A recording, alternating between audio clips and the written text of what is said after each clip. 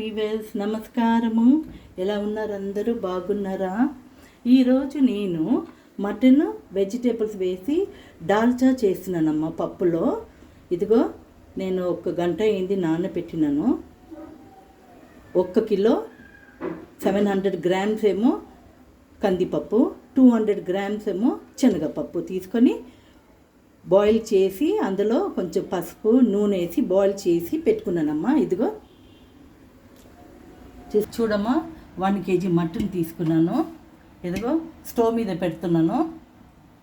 కొద్దిగా నూనె పోస్తున్నాను. ఒక 4 స్పూన్స్ వేసుకున్నానమ్మా నూనె. ఇప్పుడు ఇది బాగా ఫ్రై చేస్తాను.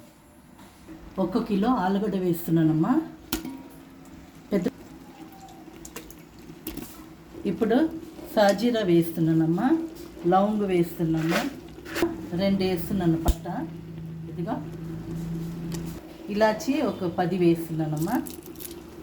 ఒక 10 గరట నిండా జింజర్ గార్లిక్ పేస్ట్ వేస్తున్నాను. ఒక 3 బిర్యానీ ఆకులు వేసుకుందాము. 2 స్పూన్స్ పసుపు వేస్తున్నానమ్మా. 2 స్పూన్స్ కారం పొడి 4 స్పూన్స్ వేస్తున్నాను. 1 స్పూను మిరియాలు వేస్తున్నానమ్మా. ఇప్పుడు బాగా కలుపుదామమ్మా. ఏం పోయకూడదు, ఎందుకంటే మాంసంలోనే వస్తుంది నీళ్ళు. అందులోనే బాగా ఫ్రై చేసుకుందాం. చూడమ్మా, 1 గ్లాస్ నీళ్ళు పోసి ఉడకపెడదాం. ఇప్పుడు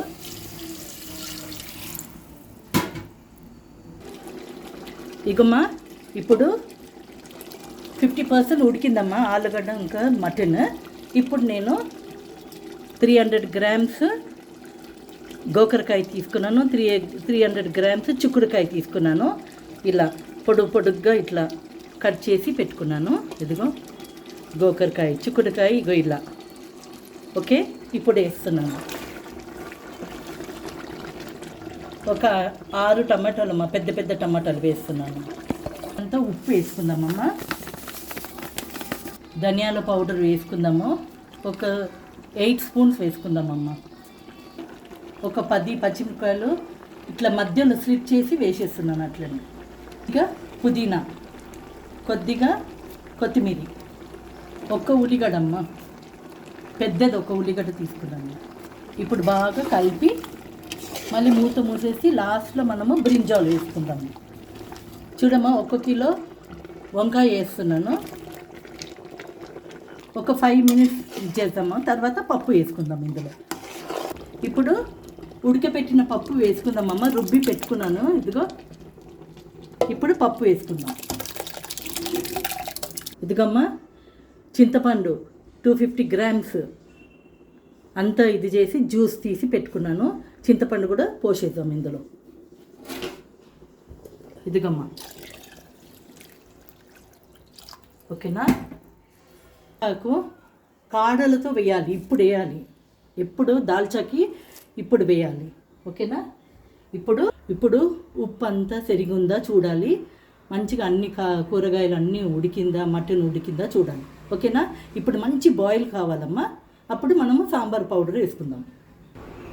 చూడమ్మా, బాయిల్ అవుతుంది. ఇప్పుడు మనము సాంబార్ పౌడర్ వేసుకుందాము.